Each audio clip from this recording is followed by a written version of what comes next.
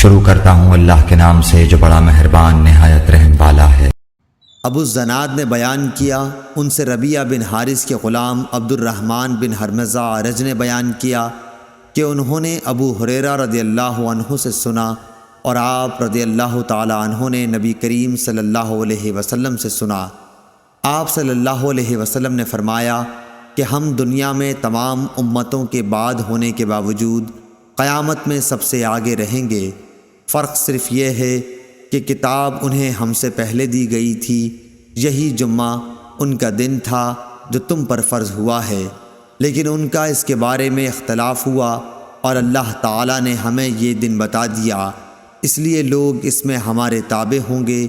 یہود دوسرے دن ہوں گے اور نصارہ تیسرے دن۔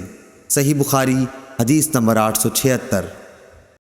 عبداللہ بن یوسف تنیسی نے بیان کیا، انہوں نے کہا کہ ہمیں امام مالک نے نافع سے خبر دی اور ان کو حضرت عبداللہ بن عمر رضی اللہ عنہ نے کہ رسول اللہ صلی اللہ علیہ وسلم نے فرمایا کہ تم میں سے جب کوئی شخص جمعے کی نماز کے لیے آنا چاہے تو اسے غسل کر لینا چاہیے۔